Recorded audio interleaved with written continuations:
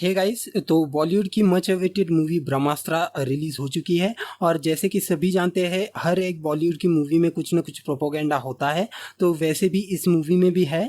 तो सबसे पहले बात करेंगे लव स्टोरी के बारे में। तो गाइस, मूवी का मेन टॉपिक है ब्रह्मास्त्र और अस्त्रावर्स, लेकिन इसमें एक्चुअल में आपको देखने को मिलेगी रणवीर और आलिया की प्री वेडिंग रोमांस स्टोरी, और एंड में आपको देखने को मिलेगा होगी प्यार की जीत वाला कॉन्सेप्ट। तो एक्चुअल एंडिंग में क्लाइमैक्स सीन में रणबीर कपूर ब्रह्मास्त्र को भी काउंटर करते हैं, और इसके पीछे एक ही रीज़न है, उनका प्यार या फिर उनके लव की ताकत। तो भाई मुझे ये बिल्कुल भी समझ में नहीं आता, और इसके पीछे कोई भी लॉजिक मुझे दिखता नहीं है कि आखिर कैसे रणबीर एक ब्रह्मास्त्र जैसे पावर को बस प्यार की ताकत से काउंटर करते हैं।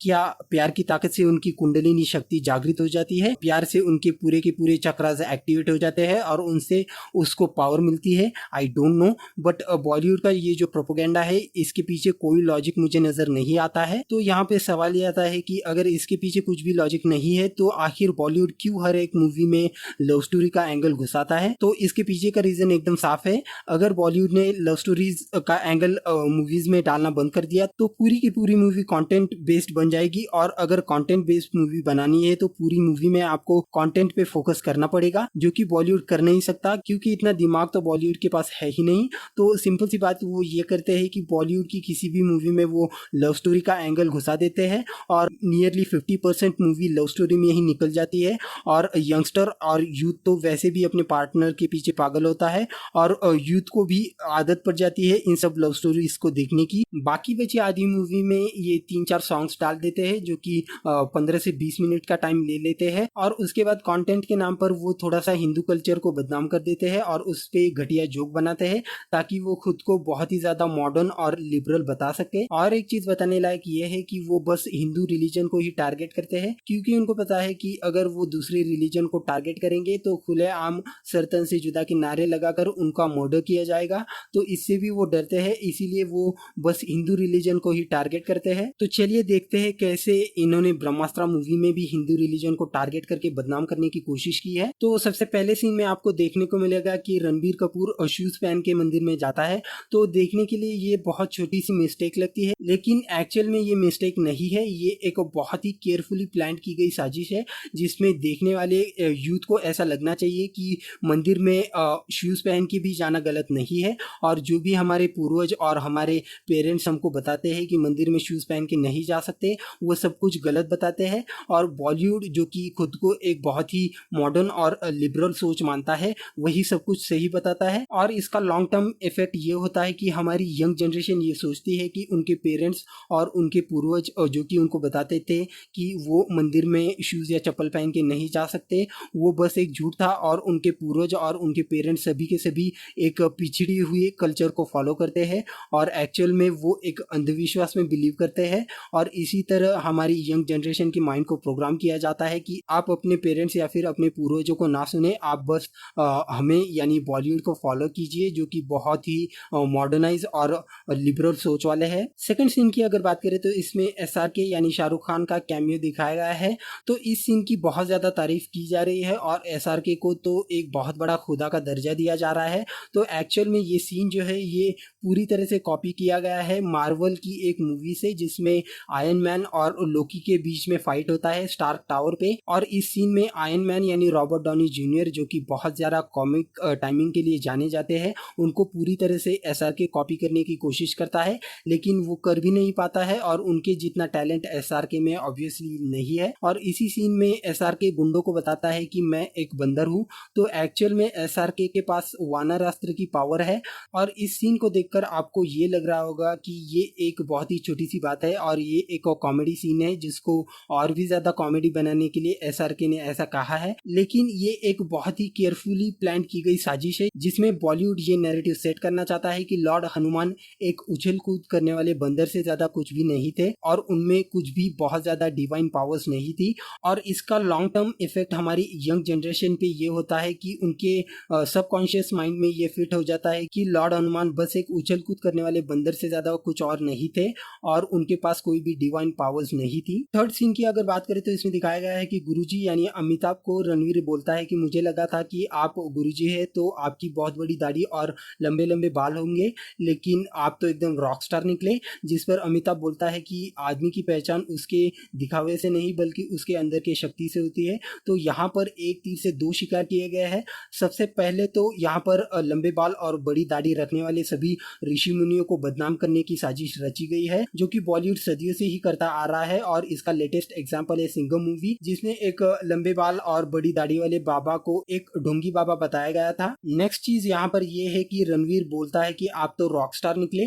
तो यहाँ पर बॉलीवुड को ये नैरेटिव सेट करना है कि रॉक स्टार जो होते हैं वो एक साधु या ऋषि मुनि से भी ज्यादा बेटर होते हैं। यहाँ पर आप एक बात ध्यान रखें कि रॉकस्टार ये एक रणवीर कपूर की मूवी है, जिसमें रॉकस्टार का कैरेक्टर रणवीर कपूर ने खुद निभाया है, जो कि एक चरस गांजा फूकने वाला और लड़कियों को छेड़ने वाला लड़का है। तो सीधी सी बात है, यहाँ पर यंग जनरेशन के माइंड में ये सेट किया जाना चाहिए कि रॉकस्टार जो कि चरस गांजा फूकते हैं और लड़कियों को छेड़ते हैं, वो एक सुपीरियर माइंड के लोग होते हैं, जिसके सामने लंबी दाढ़ी और बड़े बाल वाले ऋषि मुनि भी कुछ नहीं है। तो एक्चुअल में हमारी यंग जनरेशन के माइंड में ये प्रोग्राम किया जाता है कि जो भी लंबी दाढ़ी और बड़े बाल वाले साधु और ऋषि मुनि होते हैं वो सब फेक होते हैं और उनसे भी ज्यादा बेटर होते हैं रॉकस्टार, जो कि चरस गांजा फूकते हैं और लड़कियों को छेड़ते हैं। तो फाइनली बात करेंगे फाइनल मास्टर स्ट्रोक की। मूवी के मेन विलन का नाम है देव, जो कि एक जटाधारी और हाथ में त्रिशूल लिए कुछ ऐसे दिखते हैं। कुछ याद आया? तो इससे आपके माइंड में सबसे पहले कौन आता है? चलो एक और क्लू दे देता हूँ। तो एक्चुअल में मूवी में मौनी रॉय इस स्टैचू के सामने खड़ी होती है और बोलती है कि हे देवों के देव मेरी मदद करो।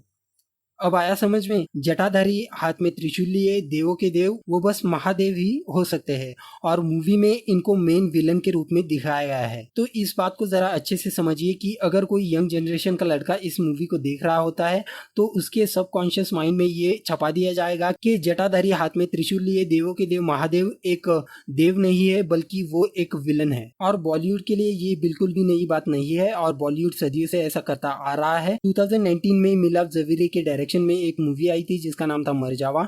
तो इस मूवी में लॉर्ड विष्णु को एक मेन विलन के रूप में दिखाया गया था, जिसका कैरेक्टर प्ले किया था रितेश देशमुख ने। तो यहाँ पर रितेश एक मेन विलन का रोल करते हैं जिसके माथे पर त्रिपुंड है। और बात यहीं पे नहीं रुकती है और लॉर्ड विष्णु को मजाक बनाने के लिए रितेश के कैरेक्टर की हाइट को रखा गया बस 3 फीट का। तो जो कोई भी यंग जनरेशन का लड़का ये मूवी देख लेगा उसके सबकॉन्शियस माइंड में ये सेट किया जाएगा कि लॉर्ड विष्णु एक गॉड नहीं बल्कि एक विलन है और जिसकी ऑफुल हाइट है 3 फीट की। सो ऑल इन ऑल हमारे यंग जनरेशन के सबकॉन्शियस माइंड को कुछ ऐसे तरीके से प्रोग्राम किया जा रहा है कि वो मंदिर में शूज पहन के जाए, लॉर्ड हनुमान को एक उछल कूद करने वाला बंदर समझे, सभी ऋषि मुनि और साधु जो कि लंबे बाल और लंबी दाढ़ी वाले हैं उन सभी को एक ढोंगी बाबा समझे, एक चरस गांजा फूकने वाले और लड़कियों को छेड़ने वाले रॉकस्टार को एक बहुत ही कूल और साधुओं से भी ज्यादा सुपीरियर समझे, और जिनको हम सब पूछते हैं ऐसे देवों के देव महादेव एक गॉड नहीं बल्कि एक राक्षस है। और साथ ही भगवान विष्णु कोई भगवान नहीं है, वो एक छोटे कद वाले राक्षस है। अब समझदार लोग तो यहाँ पर समझ जाएंगे कि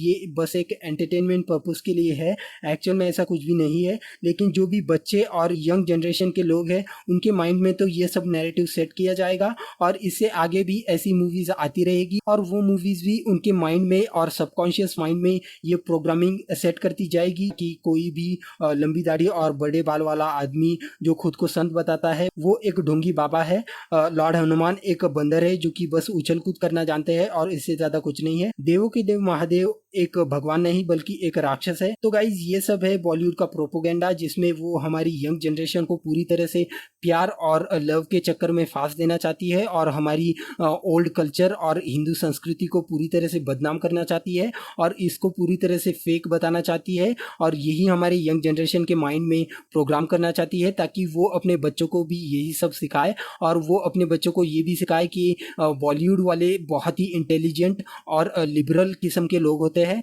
तो आपकी इस बारे में क्या राय है आप कमेंट बॉक्स में कमेंट करके ज़रूर बताएं। हेलो दोस्तों, तो आज की इस वीडियो में हम बात करने वाले हैं इस सदी की सबसे बड़ी anti Hindu Bollywood propaganda movie के बारे में जिसका नाम है ब्रह्मास्त्र।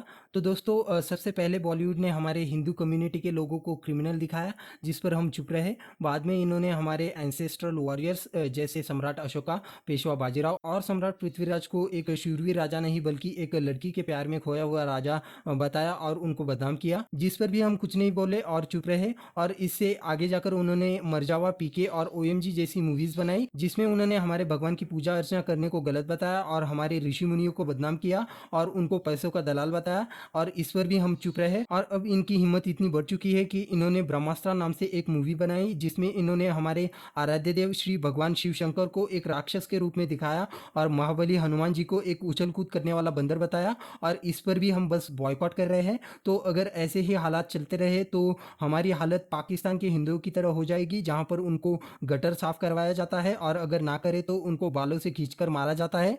तो मेरी सभी हिंदू भाइयों से ये रिक्वेस्ट है कि आपके पास जिस टाइम पे भी ये इन्फॉर्मेशन पहुंचती है, उसी टाइम पे आप अपना सभी काम थोड़ी देर के लिए बंद कर दीजिए और सोशल मीडिया पे जाके बॉयकॉट ब्रह्मास्त्र की जगह बैन ब्रह्मास्त्र का ट्रेंड चलाइए। साथ ही इसमें आप पीएमओ मोदी जी और अपने लोकल हिंदू लीडर्स को भी टैग कीजिए, जो कि इलेक्शन के टाइम पे तो वोट मांगने के लिए भगवाधारी, माथे पर तिलक और गले में तुलसी माला पहन के आते हैं, लेकिन बाद में ऐसा कुछ भी मैटर होता है जिससे कि हमारा धर्म खतरे में पड़ जाता है, तो एकदम से ये पूरी तरह से सेक्युलर बन जाते हैं। तो दोस्तों, आपको इस बारे में क्या लगता है, आप कमेंट बॉक्स में कमेंट करके ज़रूर बताएं और इस वीडियो को लाइक और शेयर करें ताकि ये वीडियो ज़्यादा से ज़्यादा ऑडियंस तक पहुंच पाए और हमारे सभी हिंदू भाइयों को हम अपनी नींद से उठा सकें। और साथ ही अगर आपको लगता है कि आपको इसे किसी और प्लेटफॉर्म पे शेयर करना है तो आप इसे डाउनलोड करके इसे शेयर भी कर सकते हैं। मैं आप में से किसी पे भी कॉपीराइट क्लेम नहीं डालूंगा, बस आप इसे किसी भी तरह से अपने हिंदू भाइयों के साथ शेयर करें। ये वीडियो बनाने के पीछे मेरा टारगेट यही है कि ये वीडियो